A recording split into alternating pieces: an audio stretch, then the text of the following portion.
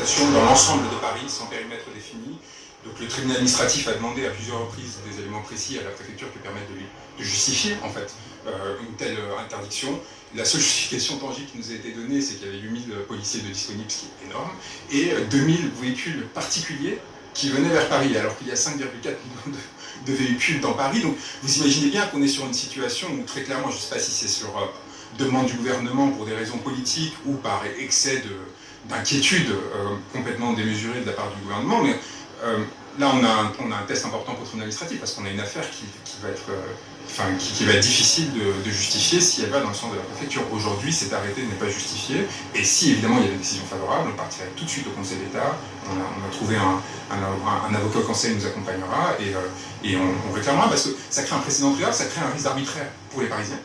C'est-à-dire qu'on a des Parisiens qui aujourd'hui vont pouvoir, pour les 4 jours qui viennent, se faire contrôler arbitrairement, aléatoirement, fouiller leur véhicule, ainsi de suite, voire se mettre des contraventions, parce que le seul élément tangible qui permet cette répression, c'est d'être dans un véhicule. Donc en fait, on est sur un arrêté qui ne cible même plus. Donc déjà que l'interdiction d'une manifestation doit être une exception, là on se retrouve face à quelque chose qui est parfaitement inacceptable, et c'était très très important pour nous de défendre ces personnes qui, de façon légitime, se mobilisent sur les questions du prix de l'essence, sur la question du pass vaccinal, sur la question du blocage des prix en général, qui essaient de se faire entendre parce qu'elles viennent des tréfonds du pays qui ne sont pas entendues à Paris en général, donc ils viennent avec leur véhicule parce que c'est justement l'outil qui est mis en difficulté par la politique gouvernementale, et il est extrêmement important que justement leur voix soit entendue et qu'ils puissent manifester et éventuellement prolonger leur manifestation ensuite vers Bruxelles. Parce que si l'arrêté n'est pas levé, en fait, les participants, n'importe quelle personne dans un véhicule pourrait faire l'objet théoriquement d'une contravention.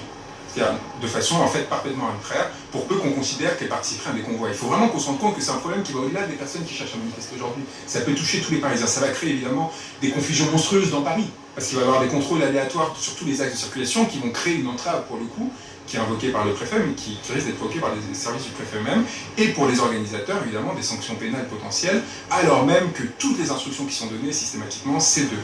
des instructions de pacifisme, et ainsi de suite, et Sophie Tissier qui est ici et qui travaille avec les organisateurs qui seront sur place l'a invoqué. Donc on est sur une situation où véritablement on se bat pour tout simplement en fait un principe, parce que si on crée ce précédent, en fait c'est donner carte blanche au préfet pour interdire n'importe quoi,